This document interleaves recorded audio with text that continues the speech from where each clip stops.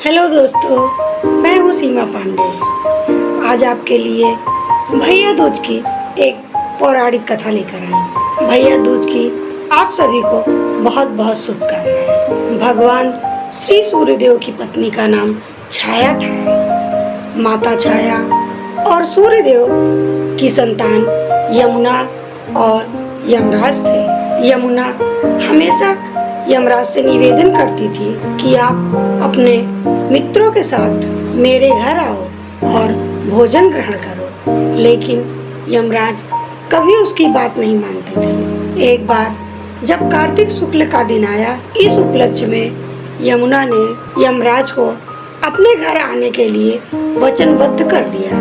यमुना का प्रेम देखकर यमुना के बार बार घर बुलाने पर यमराज ने भी इस बार यमुना की बात मान ली। यमराज ने यमुना से कहा, बहन, मुझे कोई अपने यहाँ नहीं बुलाना चाहता, लेकिन तुम मुझे हमेशा ही अपने यहाँ बुलाती हो। यमराज ने अपनी बहन की सद्भावना को समझा और सोचा कि मुझे अपनी बहन की निवेदन का पालन करना चाहिए। बहन के बुलाने पर यमराज यमुना के यहाँ जाने लगे और इसी खुशी में यमराज ने नरक में निवास करने वाले जीवों को भी मुक्त कर दिया।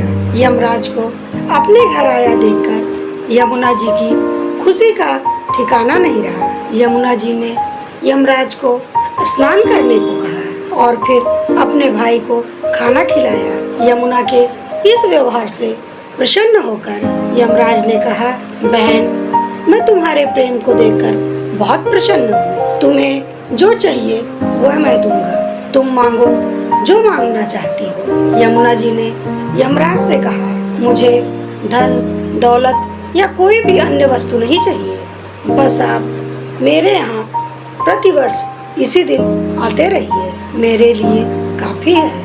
मेरी तरह जो भी बहन इस दिन अपने भाई का आदर सत्कार कर टीका करे, उन्हें तुम्हारा भय न रहे। यमराज ने कहा, तथास्तु, और यमुना को अमूल्य वस्त्र आभूषण देकर यमलोक वापस आ गए। इसी दिन से भैया दूज की पूजा करने का त्योहार शुरू हो गया।